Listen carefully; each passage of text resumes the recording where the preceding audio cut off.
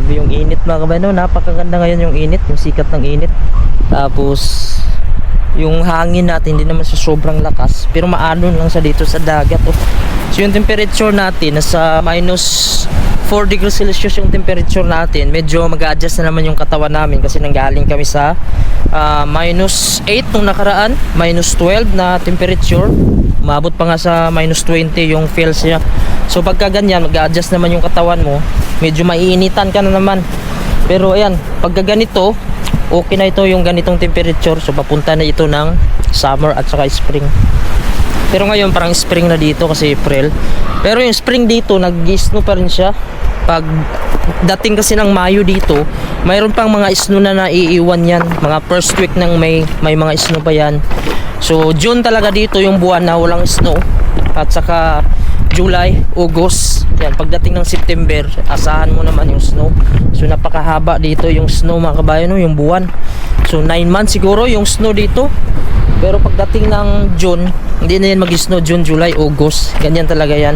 Minsan nga pagka August may mga time na nag-snow maaga. So medyo lutay dito. Pasyal-pasyal muna tayo bago tayo uwi ng bahay kasi katatapos na natin ng trabaho. So dumaan muna ako dito. At kung napapansin nyo, ang dami pa rin tambak ng snow dito. Pero yung mga snow mga kabayan na medyo kuwan siya. Medyo hindi na siya gaanong natambakan dito dahil natutunaw siya. Low tide siya ngayon, no? Ayan. So ganyan po yung alon, no? Ayan. Hanggang doon. Kasi pagka hindi siya low tide, aabot yung tubig dito. Ayan. So lakad-lakad muna tayo mga kabayan. Painit lang ako dito para makakuha tayo ng vitamin D. Kasi dito sa Greenland kapag winter, less po yung init dito. Yan po yung dahilan na kung saan maraming nagtitis dito nagpapakamatay. Kasi marami nag-comment kasi sa akin na yung iba nakakita daw sila ng mga video na itong Greenland daw ay mataas daw yung mga tao na nagpapakamatay. Bakit daw ganun? Bakit daw mataas? Na napakaganda naman daw ng lugar dito at saka mayaman naman daw sila, may pera na naman daw sila dito. Ayun, so yun lang pagkasabi ng mga kababayan natin na hindi pa nila na-experience yung lugar na ito. Ito lang po ang sasabihin ko mga kababayan, ito po ay mga totoong mga nangyayari dito sa Greenland na yung mga ine-expect nyo na tingnan yung ulap yun. Tingnan yung ulap po. Akala ko is no. So tara, puntahan natin na. Okay tayo dito. Ulap mataas. Sana walang aso dito. So grabe naman itong bahay dito. Parang natakpan ng snow. Ayun. Ayun po siya. Ayan, maganda po dito. Ayan po yung ulap. Dagat pala yung dito. Ayan. So, tingnan natin dito. Dagat na pala to. Ayan po siya yung ulap. Tingnan nyo. Napaka blue. Tapos mayroon po siyang puti sa gilid. Gilid na pala ito. Ayan. So gilid dagat. Tapos may mga ipon. Ayan. So balik tayo dun sa baba. Na-miss ako dito dun sa may ulap na yun, no, sa gilid. Kasi nakita ko siya dito habang ako naglalakad. Kaya napadaan ako. Kasi maglalakad-lakad tayo papunta doon sa itaas. So magkwentuhan lang tayo dito sa realidad talaga dito sa Greenland. Kung ano ba talaga dito yung Greenland. Kasi nasabi ni Kabayan, nakita na daw sa YouTube at saka nabasa niya din daw. Siguro dumadaan sa kanya yung mga Greenland na mga video. Na marami daw dito yung nagpapakamatay, mataas daw nga. So, bakit daw nagagawa daw ng mga tao dito na mayayaman naman daw sila dito, may pera naman daw sila, at maganda daw yung buhay dito. So ito mga kabayan, kung ikaw ay hindi ka pa nakaranas mapunta sa mga lugar na malamig, nag-i-snow, at katulad ng mga Canada, mga malalamig, or kahit naman sa Europe, mayroon din lugar na malamig. Kung naranasan mo yung mga lugar na ganyan, siguro maintindihan nyo kung bakit nangyayari yung ganun. At ang masasabi ko, hindi po mayayaman yung mga tao dito. Bakit ko nasabi mga kabayan? Kasi yung akala ko dati mga kabayan nung hindi pa ako nakapunta dito sa Greenland, at nasa Saudi pa ako, nagtatrabaho ako dati, talagang iniisip ko talaga na kapag makapunta ako dito ng Greenland, ay talagang sobrang saya ko na talaga na matutupad ko yung pangarap ko, mapuntahan ko yung lugar na kung saan mayayaman yung mga tao, walang problema sa mga pera. Pero yun, nag-iba yung pananaw ko nung nakarating ako dito. Although, itong Greenland ay maganda siya kung ikaw po yung tao na masipag, hindi ka tamad. Kasi dito lahat mga kabayan, binabayaran. Kailangan mong magtrabaho dito para hindi ka magutom. Hindi ka maging pulubi dito, palaboy. Lahat po dito mga kabayan, pagkain, tubig, internet, bahay, binabayaran. At yung mga tao dito, hindi naman lahat dito ng mga tao na kayang bumili ng bahay. Ito po, bahay po ito. Pero kadalasan ng mga tao dito ay nagre-renta lang po sila, nag-uupa lang po sila.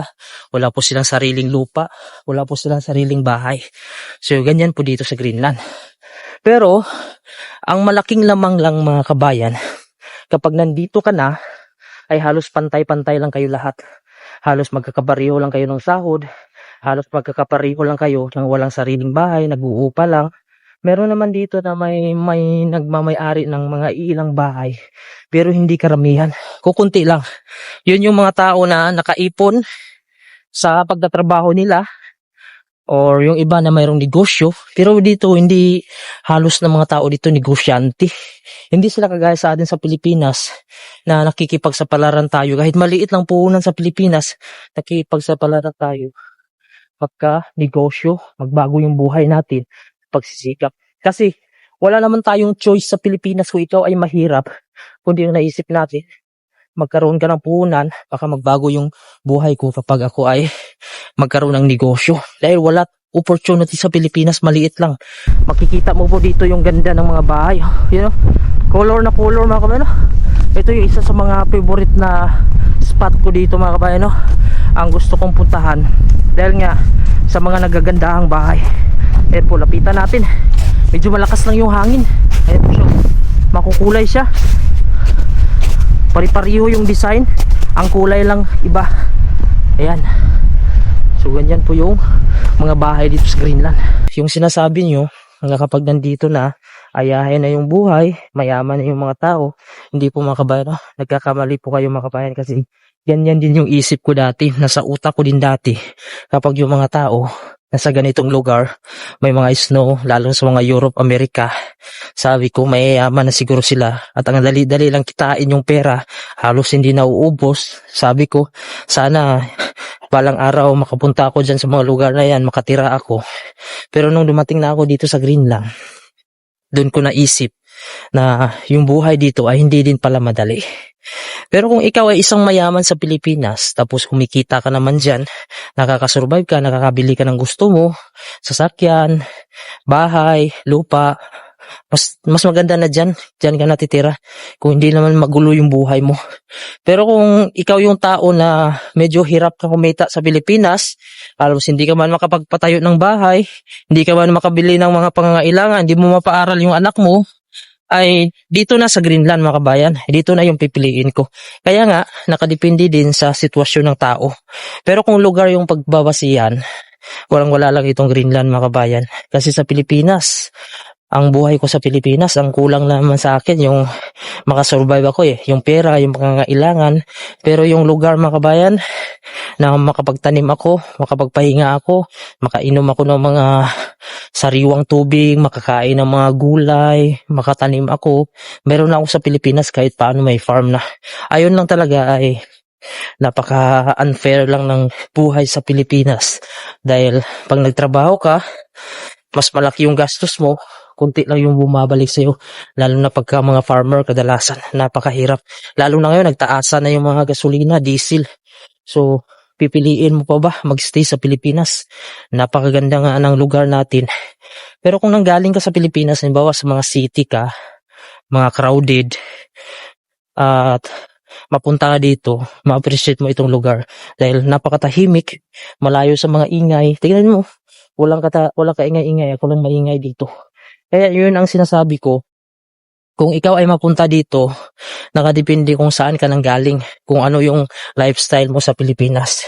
Pero kung ikaw yung tao na medyo mahirap ka talaga sa Pilipinas, mahirap kang kumita, pagdating mo dito, ma-appreciate mo dito kung gaano ka-importante itong lugar na ito para ka kumita. Kasi mga kabayan, kung may ipon ka naman sa Pilipinas at nakakasurvive ka, mas maganda na dyan sa Pilipinas. Yun yung sinasabi ko. Kaya ito ay para sa akin din itong Greenland. Kasi habang nagtatrabaho ko, nakuha ko yung pamilya ko, nandito sila. Hindi naman sobrang laki yung ipon namin dito. At least mayroon akong income dito mga kabayan. No? Hindi kagaya sa Pilipinas na medyo mahirap. Kaya yun mga kabayan, no? Yung iba na iniisip talaga nila. Yung iba, mayroon pang mga kaibigan ko, mga kakilala ko, classmate ko. Ay, pwede ba pahingi naman dyan ng kachatmate, yung apam dyan, para naman makaaon ako sa hirap or magbago man yung buhay ko. Nako, wag nyo talaga yung isipin yung ganun mga kabayan, no, na yung apam yung magbabago sa buhay nyo, magbabago yung buhay nyo kapag nakapag-asawa kayo. Nako, maling-mali talaga yung iniisip nyo mga kabayan. Kasi, ganyan din ako dati. Pero nung dumating ako dito, nako, kung makarating ka dito mga kabayan, makapag-ipon ka, makapagpatayo ka ng bahay sa Pilipinas, makabili ka ng mga lupa, mga bahay, sasakyan, baka mas mayaman ka pa sa mga tao dito. Kasi yung iba dito, wala naman sariling sasakyan yung iba dito. Hindi naman sila kumukuha ng sasakyan kasi nga, dagdag na naman sa gastusin yon. So, kailangan nilang magdubli kayod. So, hindi kasi kagaya sa atin, Pilipino tayo, matiisin tayo, matyaga tayo magtrabaho. Kaya yung mga gusto nating maabot kapag nandito na tayo, madali na lang sa atin. Pero siyempre, pagtyagaan mo yun, pawis, tsaka yung lamig dito, yung maiipon dito na lamig, ayun yung pagdaanan mo dito. At saka masasabi ko, hindi po siya madali dito magtrabaho sa Greenland. Kahit ganito po yung lugar, may snow. Napakahirap gumalaw, napakalamig. Pero yan sabi ko, kapag ikaw ay mahirap sa Pilipinas, kayang-kaya mo lang yun dito. Pero kapag mayaman ka na sa Pilipinas, huwag ka nang pumunta dito para magtrabaho. Kasi baka ilang araw lang, uuwi ka na din. At kung dito ka lang para pumasyal, okay lang. Ay, yung masasabi ko mga kabayan, no? Huwag niyo pong isipin na yung lugar ng mga US, Amerika, Australia, New Zealand, na dito sa Greenland na mayaman talaga, maraming pera, baka nagkakamali kayo. Meron naman siguro mayayaman, pero iilan lang. Pero kadalasan sa mga Pilipino na nakatira sa mga ganyan, hindi mayayaman. Sakto lang na makasurvive, makaipon, makabili ng gusto. Ayan po yung base sa akin experience. So, depende lang po sa iba. Kasi dito sa Greenland mga kabayan, no? May mga kababayan tayo dito na nakapag-asawa din dito ng lokal. Yung iba dito, nakapagnegosyo nga sila dito kahit hindi naman siya nakapag-asawa ng lokal. Meron tayong kababayan dito na sariling sikap niya lang, mag-asawa sila. Sa pagsisikap lang nila, diskarte sa buhay, nakapagpatayo nga sila dito ng restaurant, mga salon. Kaya dyan ako believe sa Pilipino. Meron ditong kababayan din natin, nakapag-asawa siya ng lokal, nakapagnegosyo din siya. Pero hindi ko alam, pero sa tingin ko, sariling sikap niya din yung mga kabayan. Meron siguro sa partner niya, pero kung pagdating sa negosyo, mas madiskarte tayo mga Pilipino, mas mabilis tayo umasinso mga kabayan kaysa sa kanila dito. Dahil sila, hindi naman sila nakaranas ng sobrang hirap talaga na wala silang makain kasi gusto silang magtrabaho pero walang trabaho. Dito kapag hindi ka mga makakain dito, tamad ka dito, maging pulubi ka dito. At napakalamig pa naman dito, hindi ka makabili ng sarili mong mga damit dahil sa katamaran mo, mahirap dito. Kaya sabi ko, yung mga tao dito, kailangan nila magtrabaho para makasurvive sila. Kung gusto nila kumita pa ng malaki, ayun, magdagdag sila ng overtime, dublihin pa nila, hindi sila mag-absent. So, ganyan mga kabayan yung mga tao dito. Baka mamaya, magkaroon kayo ng mga ka-chatmate o ka-video call na mga puti, tapos ang nasa isip nyo pa rin, ito maraming pera ito, maganda ito, sana magkita kami ito, baka sagot na ito sa kahirapan. Yun lang po, based lang sa aking experience.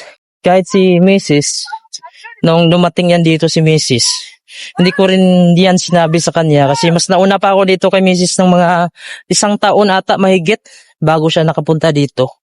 Nung pagdating niya dito, talagang nakuhan siya dito, medyo nalungkot siya dahil akala niya kasi parang saya-saya ako daw dito. Madalas kasi ako dito gumagala, nagbablog, kahit saan ako napunta.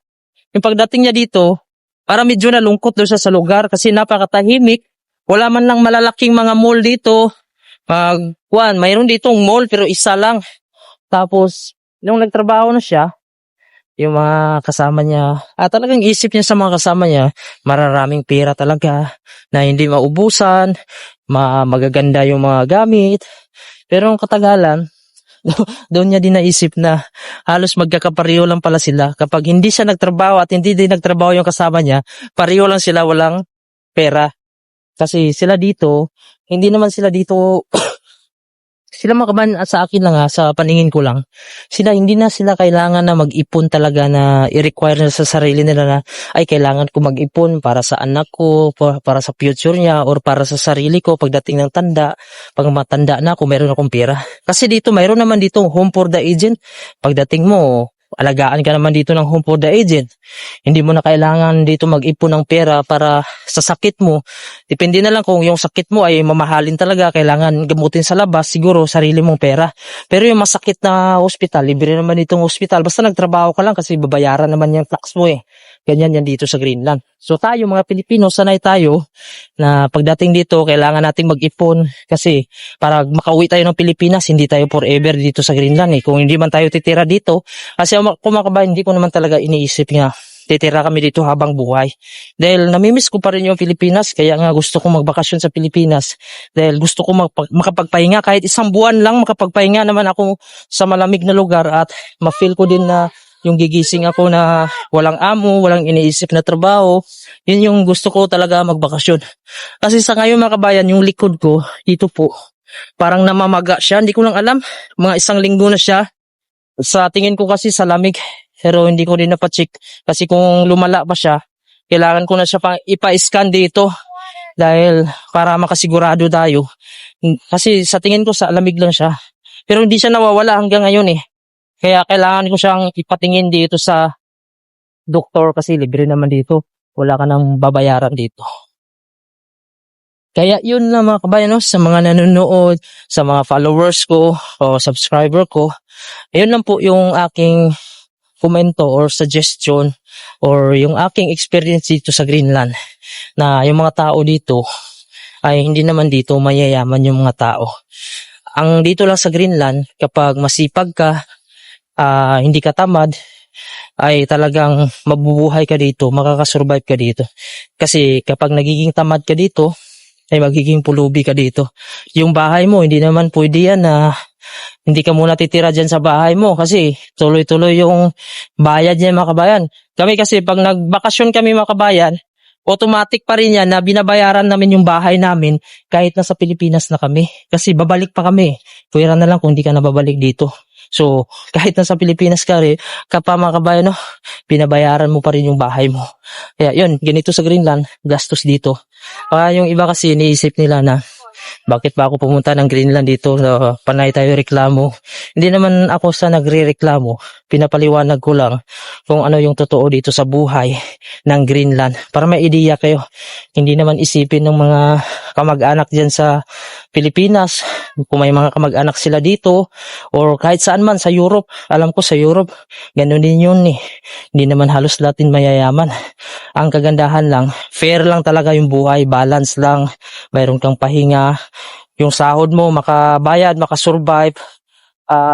Dito, madiditik kasi dito makaban kung may mga pera ka kasi dito na saan nanggaling. Kasi yung bangko ko nga dito na didetect nila kung magkano yung ilagay mo. Ma-block dito yung bangko mo kapag hindi mo ma-present. Halimbawa, yung mga papers na kailangan nila. So, ilagay mo doon kung magkano yung pumapasok. Siguro kung hindi ako nakapunta dito sa Greenland, Makbay, hindi ko pa rin ma-experience o hindi ko pa rin malaman kung ano talaga yung totoong buhay ng mga lugar gaya nito ng Greenland, US, Australia, New Zealand. Pare-pareho lang naman yan na mahirap pala kitain din yung pera. Hindi din pala lahat talaga mayayaman yung tao. Kasi kung magsabi kasi tayo na mayayaman yung tao, ibig sabihin nun, marami talagang pera. Kahit hindi na siya magtrabaho, mayroon na siyang mga negosyo. Ganyan kasi yung mayaman. Yung kuwan kasi, yung naisip kasi natin pag sa Pilipinas tayo, kasi hirap kasi yung buhay natin sa Pilipinas. Pag nasa ibang lugar, yun, mayaman talaga. Lalo na kapag nakapag-asawa yung kamag-anak natin ng puti, Amerikano, or yung mga European, iniisip talaga natin na, yun, makakaao na sa hirap. Pero hindi pala. Swerte mga kabayan kung yung mga asawa ng anak mo or kakilala mo, kamag-anak mo, negosyante siya, malaki yung ipon niya, ayun, siguro pwede pa yon.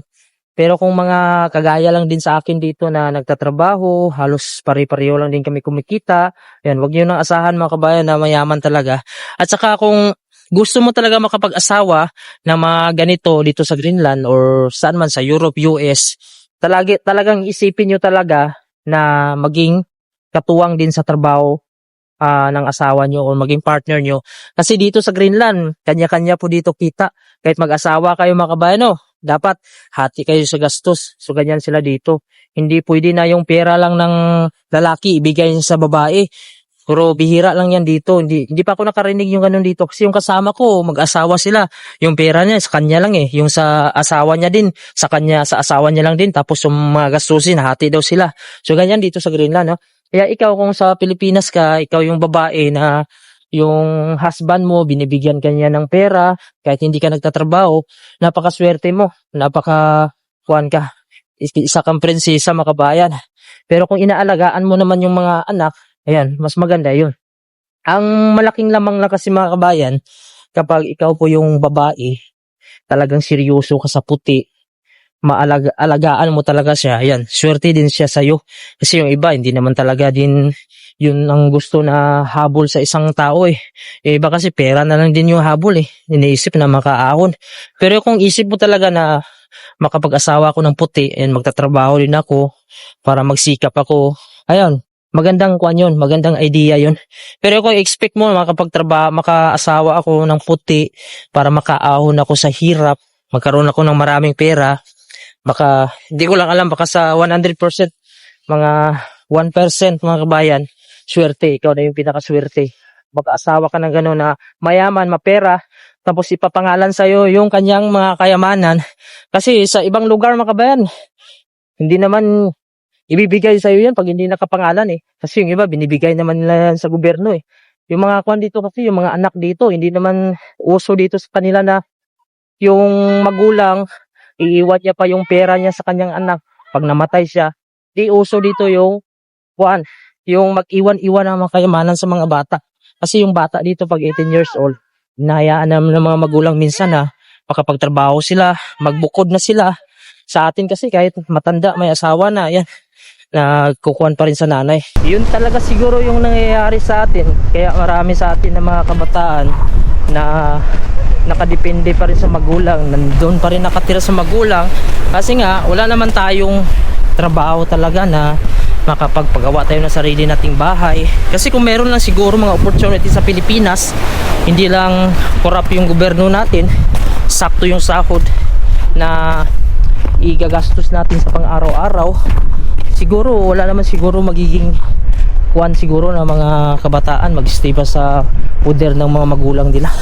Ang iba kasi niya mga kabayan, napipilitan lang yan magstay sa bahay ng mga magulang nila kasi nga wala man silang ipagawa ng mga bahay, dahil nga wala naman silang maayos na trabaho, walang maayos na sweldo.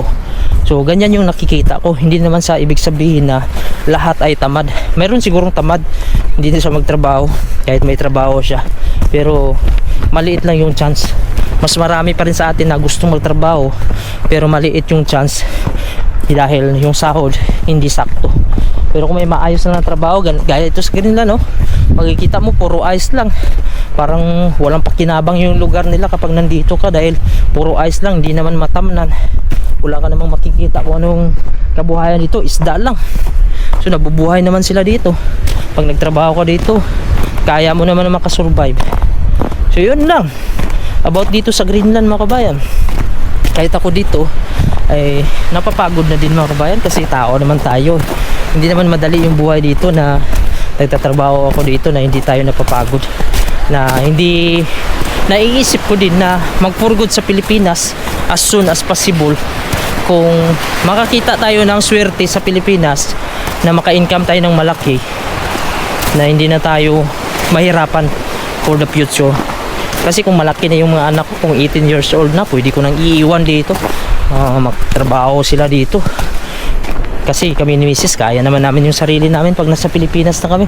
Pag may kunting ipon, okay na yun. Ang sa amin kasi ngayon iniisip yung future lang ng mga bata eh.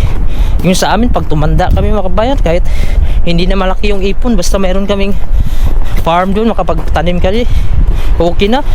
Malusog lang yung katawan, hindi na magkakasakit. Isa sa kasi sakwan sa atin yung hospital, malaki yung gastos.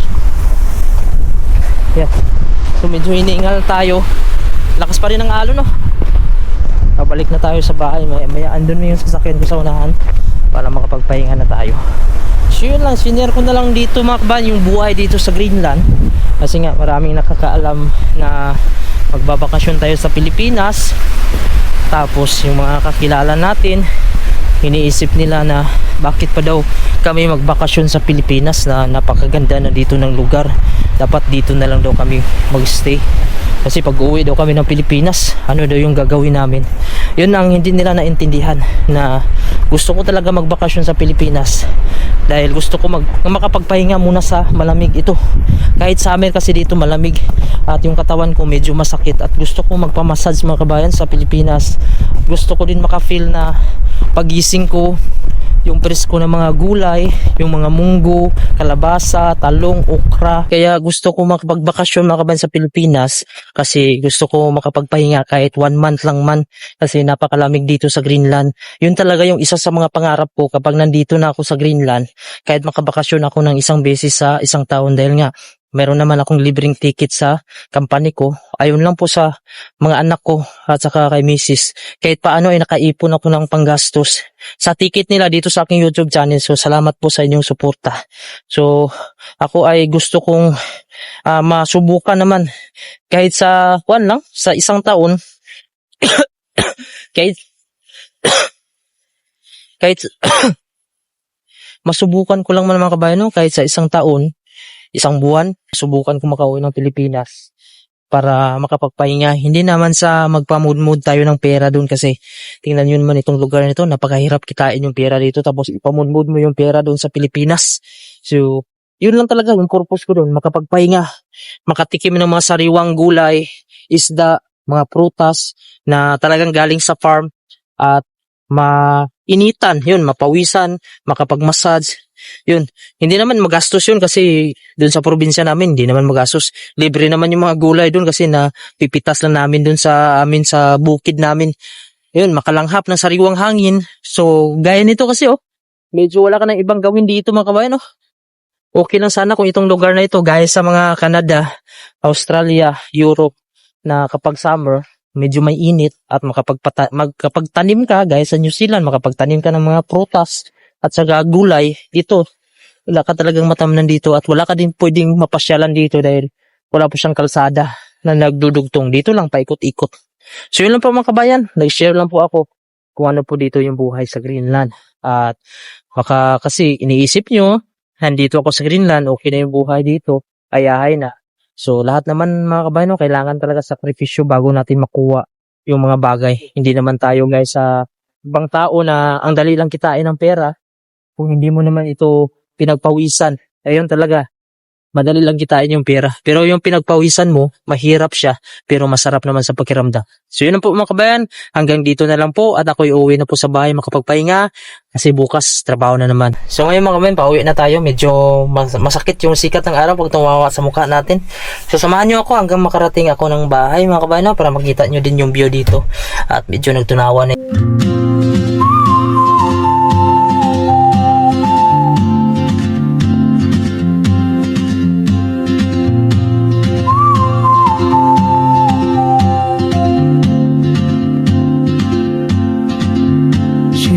Like a map with no borders, a whisper caught in the wind. I see her boots at the corner cafe with a notebook and a grin. She's chasing skies I've never named while I stay in my lane. But something in the way she moves keeps pulling at my chain. Oh, traveler, you carry the sun in your stride, leaving behind what I hold inside. If I don't ask your name today, I may never get the chance to walk beside your wandering dance.